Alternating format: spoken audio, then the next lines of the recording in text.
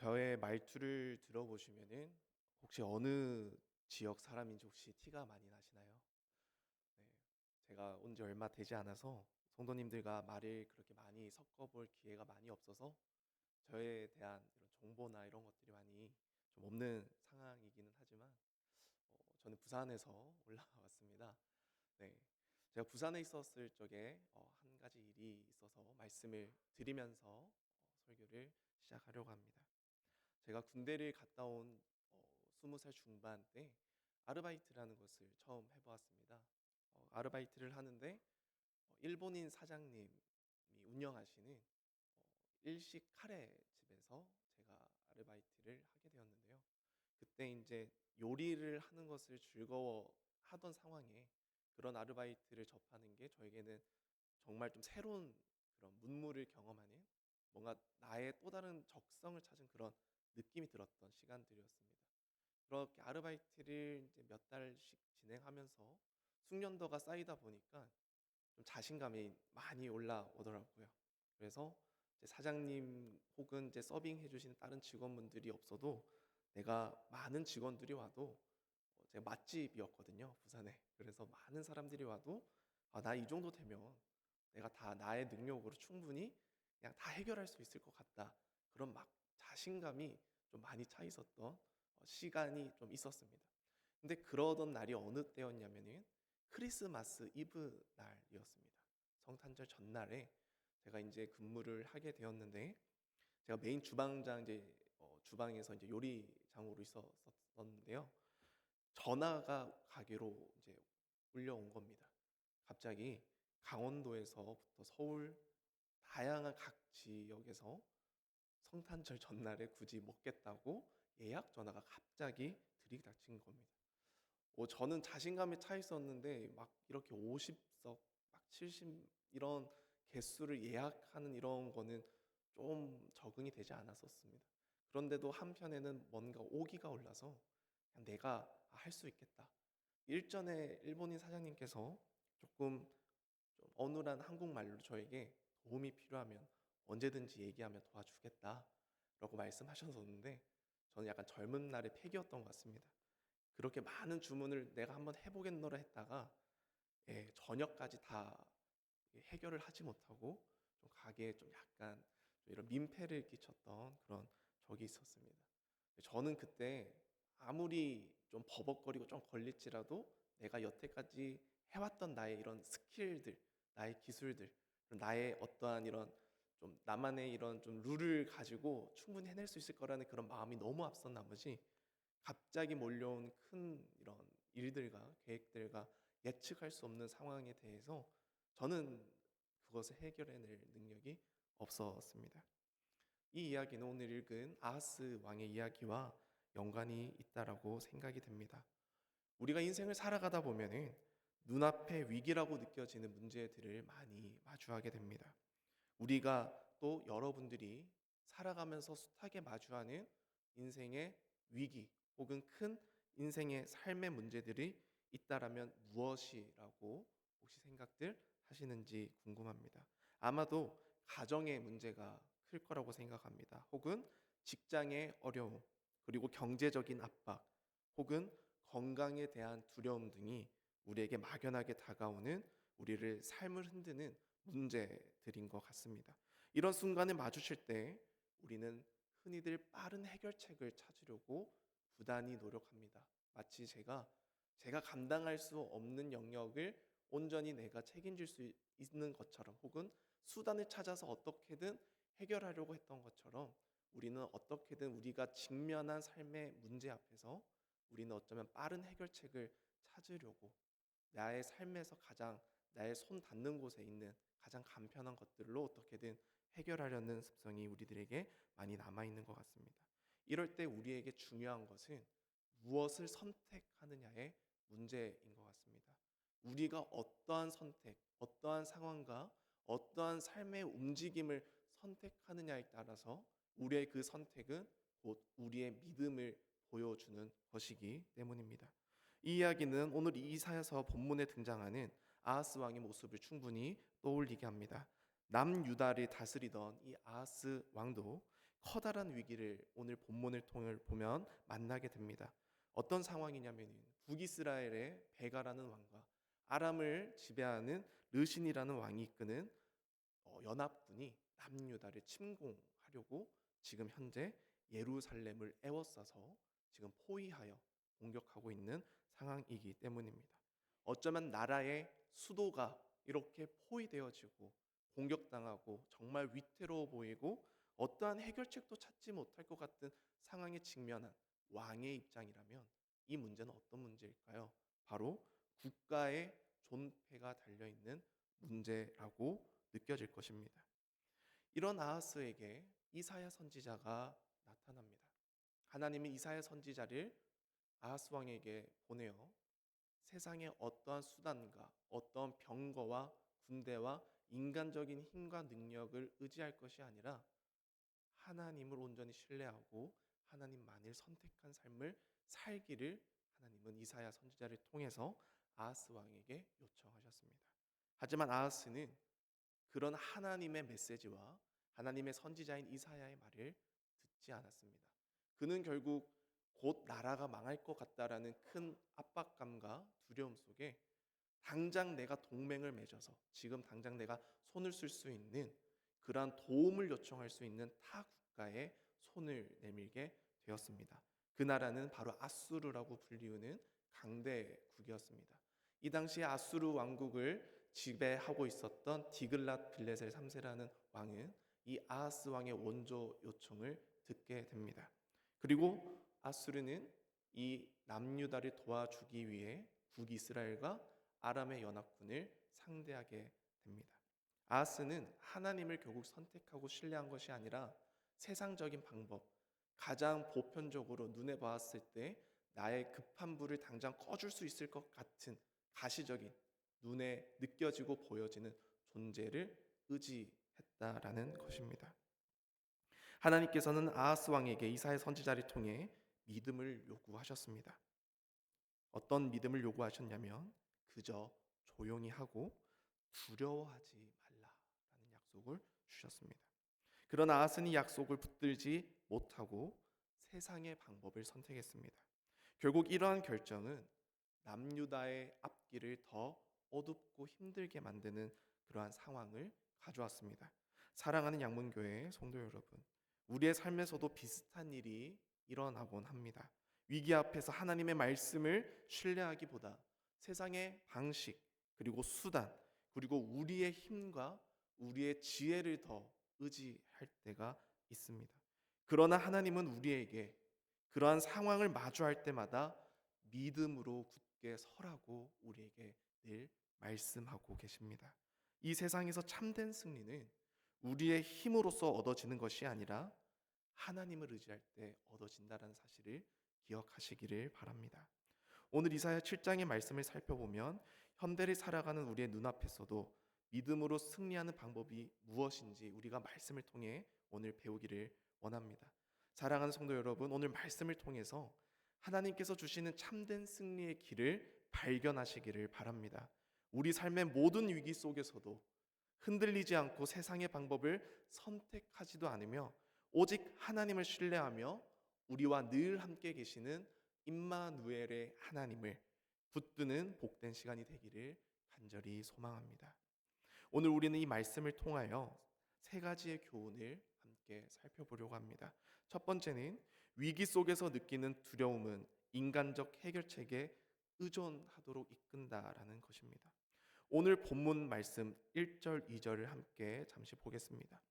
제가 읽겠습니다. 우시야의 손자여 요담의 아들인 유다의 아하스 왕 때에 아람의 르신 왕과 르말리아의 아들 이스라엘의 베가 왕이 올라와서 예루살렘을 쳤으나 능히 이기지 못하니라. 어떤 사람이 다윗의 집에 알려 이르되 아람이 에브라임과 동맹하였다 하였으므로 왕의 마음과 그의 백성의 마음이 숲이 바람에 흔들림 같이 흔들렸더라라고 말씀합니다. 지금 이 말씀은 북이스라엘의 베가 왕과 아람의 르신 왕이 동맹을 맺고 유대를 공격하려 했던 상황을 묘사하고 있습니다. 이러한 상황을 마주했던 아하스 왕의 심경에 드러나는 그러한 모습을 어떻게 말씀을 표현하고 있냐면 그의 마음은 그의 백성의 마음이 숲의 나무가 바람에 흔들리듯 흔들렸다라고 표현하고 있습니다.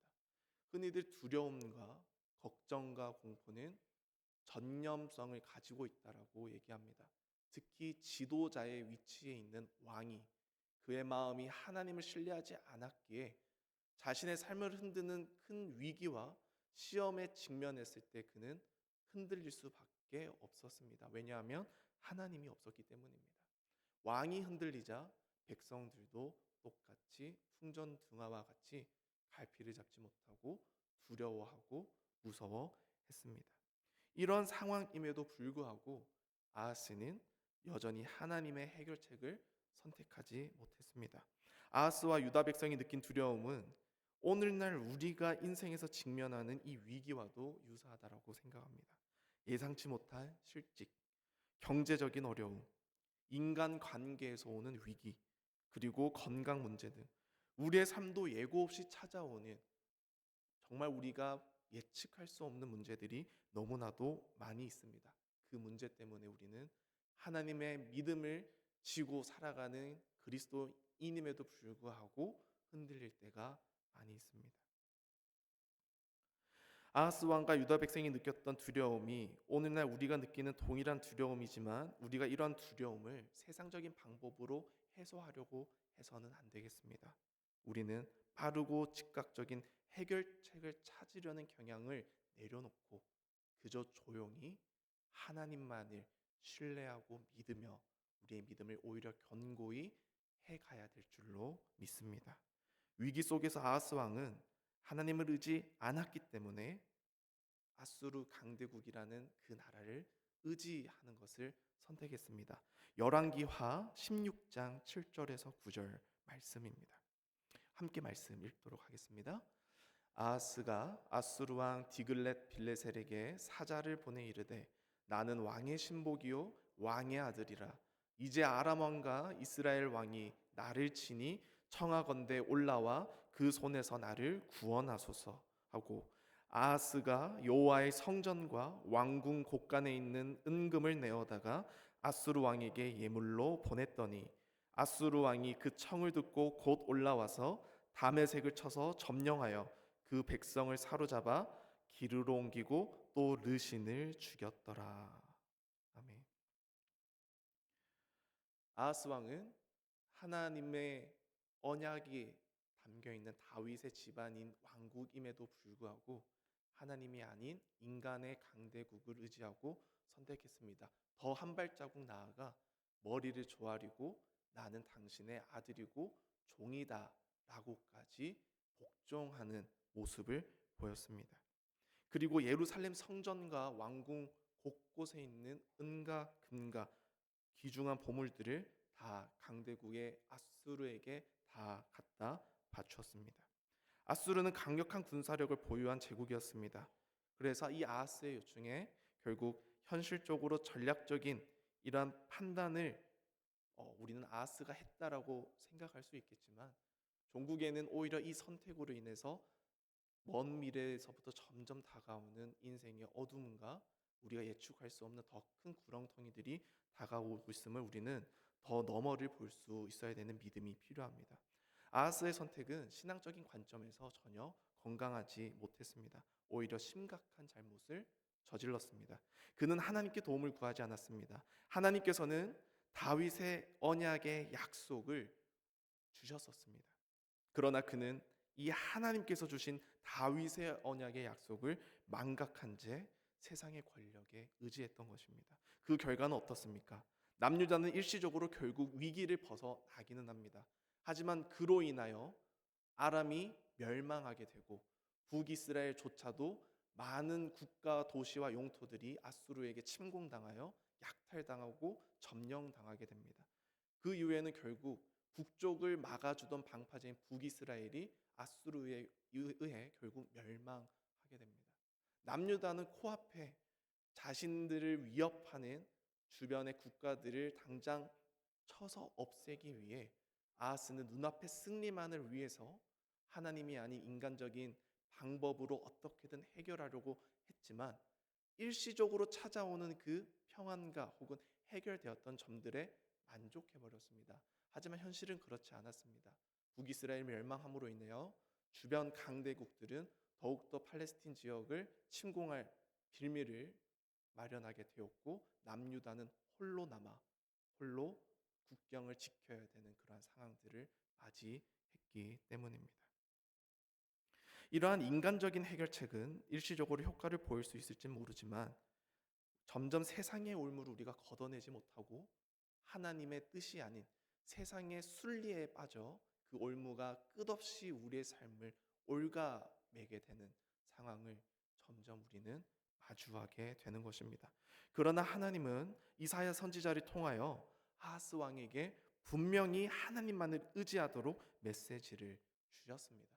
우리가 이러한 상황을 마주할 때 우리가에게 유익하고 도움이 되는 하나님의 말씀이 있습니다. 시편 20편 7절 말씀이 있습니다. 함께 말씀을 읽겠습니다.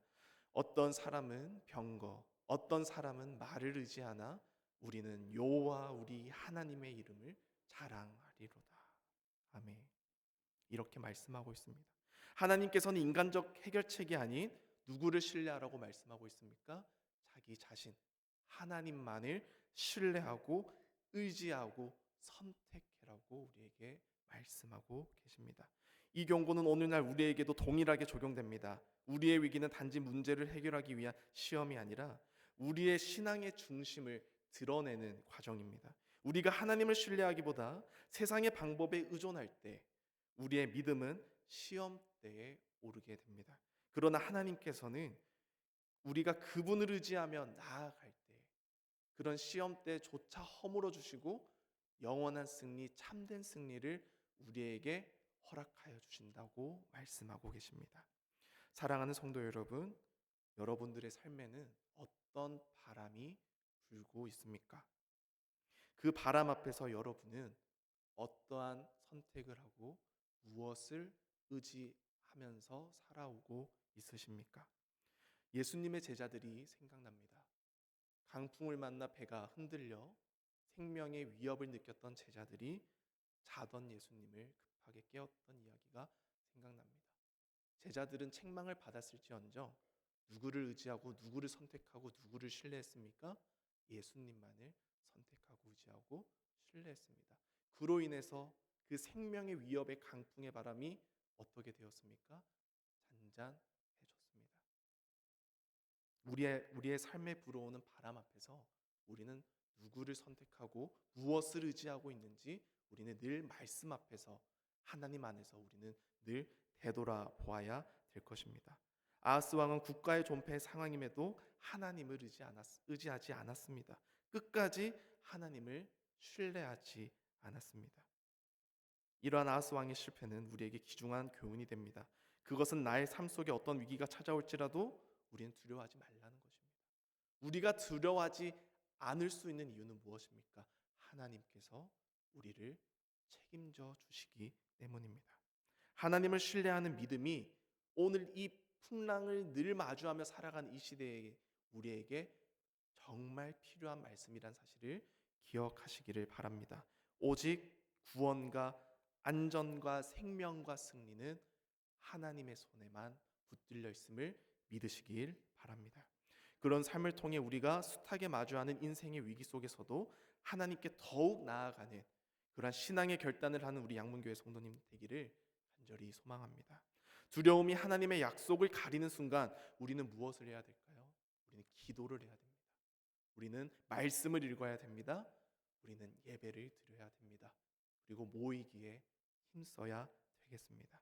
그렇게 될 때에 우리가 하나님을 전적으로 의지하는 우리의 믿음과 우리의 선택과 우리의 삶을 보시고 하나님은 우리의 위기를 기회로 바꾸어 주실 줄을 믿습니다.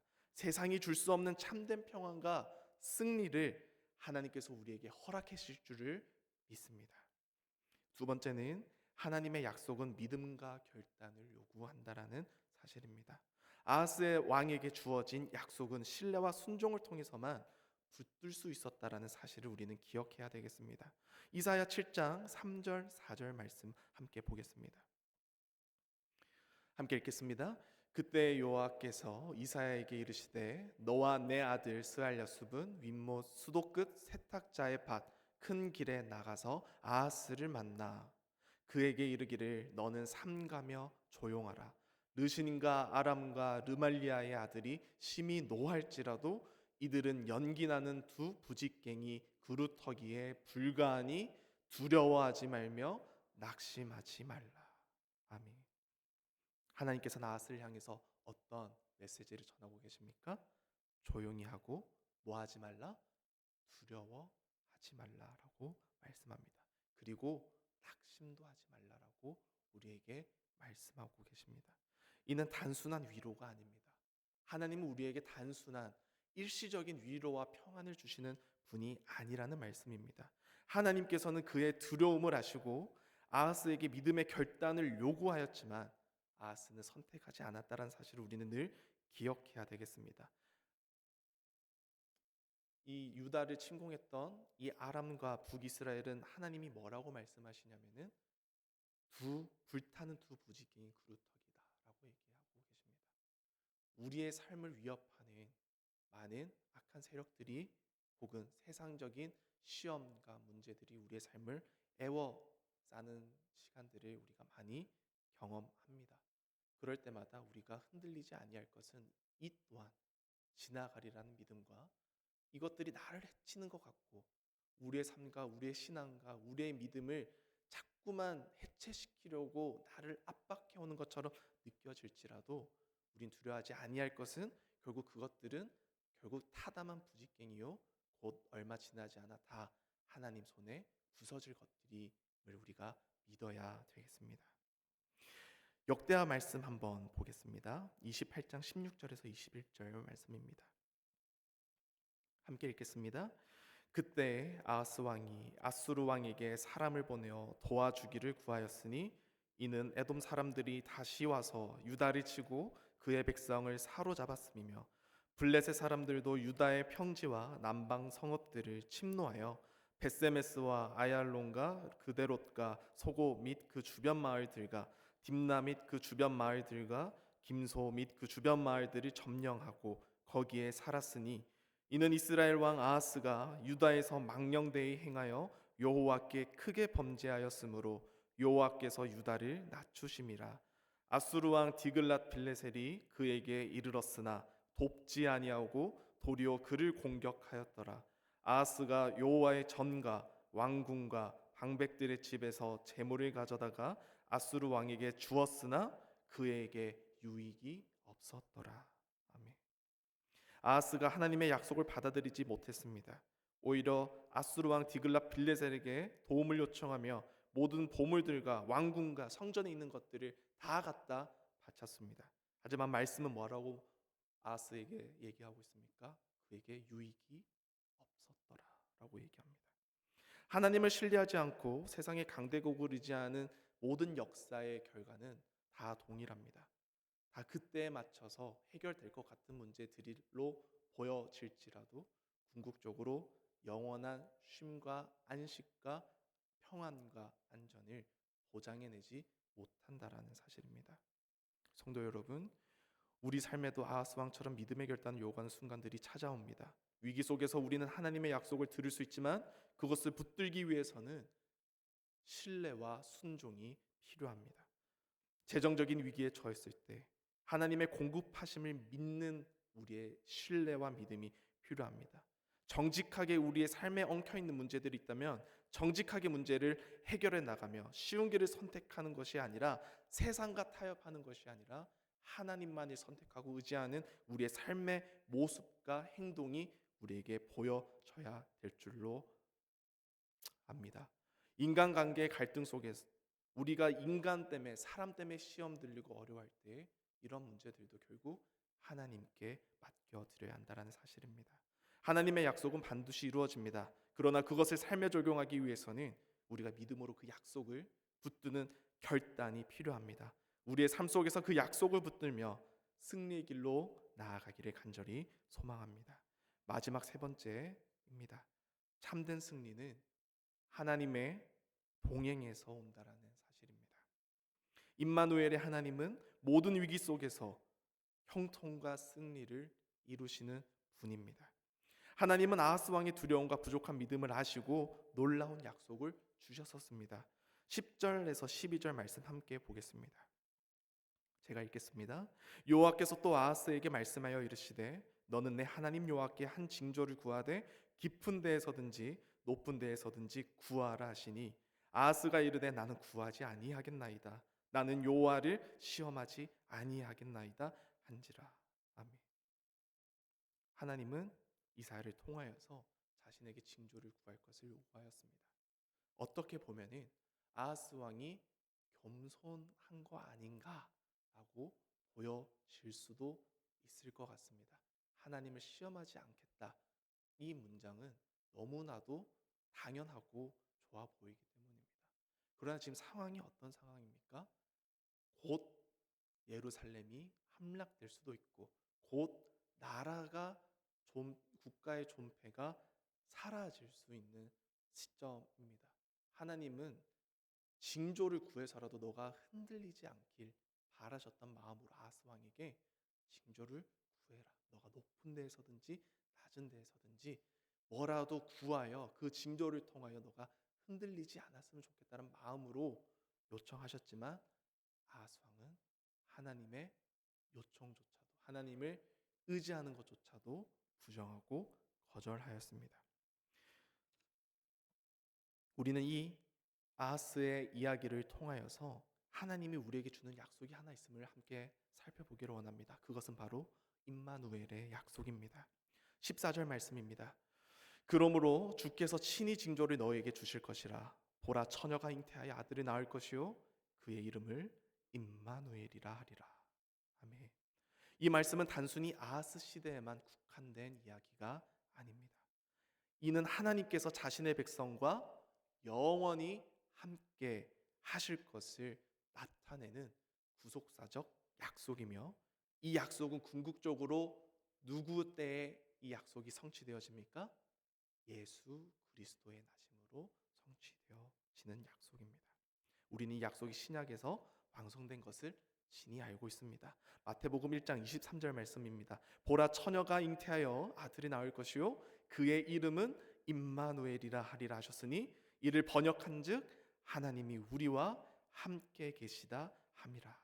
아멘. 이사야의 예언은 예수님의 탄생으로 이어집니다. 임마누엘의 약속은 단순히 한 시대의 문제를 해결하기 위한 것이 아니라 인류의 영원한 구원의 문제를 해결하기 위한 하나님의 구원의 계획이었습니다. 성도 여러분, 이 임마누엘의 약속은 우리에게 참된 승리와 인생의 형통이 무엇인지를 보여줍니다. 세상은 종종 승리를 외적인 성공이나 문제 해결로 정의하려고 합니다. 그러나 성경은 하나님의 말씀은 참된 승리가 하나님과의 동행에서 온다라고 말씀합니다. 임마누엘, 하나님이 우리와 함께 계신다라는 이 약속은 우리가 어떤 위기를 만나든 어떤 두려움에 직면하든 하나님이 우리와 함께 계시며 우리를 승리로 이끄신다라는 확신을 우리에게 허락하신 줄로 믿습니다. 오늘 우리는 아하스 왕이 믿음 부족으로 인해 임마누엘의 약속을 온전히 붙들지 못했음을 기억해야 되겠습니다. 그러나 우리의 삶 속에서 우리는 이 약속을 믿음으로 붙들 수 있습니다. 하나님은 여전히 우리와 함께 하시는 임마누엘의 하나님이시기 때문입니다. 이 약속을 붙들며 우리가 살아갈 때 우리가 외적인 환경이 아니라 하나님의 임재 속에서 우리의 참된 승리와 인생의 형통을 경험하게 될 줄로 믿습니다. 여러분들의 삶 속에서 겪고 있는 위기와 문제가 무엇입니까? 그것이 무엇이든지 임마누엘의 약속을 잊지 말기를 바랍니다. 하나님의 임마누엘의 약속을 기억하십시오. 하나님은 결코 여러분을 떠나지 않으십니다. 결코 여러분들의 모든 여정을 끝까지 함께 동행해 주시는 분이십니다. 이 놀라운 약속을 믿고 붙들며 참된 형통의 길로 나아가시기를 간절히 소망합니다. 사랑하는 성도 여러분, 지금 여러분들의 삶 속에서 하나님께서 요구하시는 결단은 무엇입니까? 이사야 오늘의 본문 7장의 말씀은 단순히 아하스 왕의 이야기가 아니었습니다. 그것은 우리의 이야기입니다. 우리가 믿음으로 하나님의 약속을 붙들고 결단할 때 하나님은 우리와 함께 하시며 임마누엘의 하나님으로서 우리에게 승리를 허락하실 줄로 믿습니다. 이제 결단의 시간이 다가왔습니다. 우리는 더 이상 세상의 방법에 의지하지 않아야 되겠습니다. 하나님의 약속을 신뢰하며 믿음으로 나아가시기를 바랍니다. 하나님께서 우리에게 내가 너와 함께하리라는 약속을 주신 말씀을 기억하며 우리를 떠나지 않으시고 우리의 모든 여정을 함께 동행하시는 그 하나님, 정말 인생의 참된 승리의 열쇠 되시는 그 하나님을 온전히 의지하는 우리 모든 양문교회 성도 여러분 되기를 간절히 소망합니다. 그러한 믿음으로 결단하여 살아갈 때 하나님과 동행하며 참된 형통과 승리의 삶을 올 2025년 새해에 모두가 그러한 신앙, 그런 믿음의 삶을 살아가시기를 간절히 소망합니다. 우리 함께 결단의 찬송가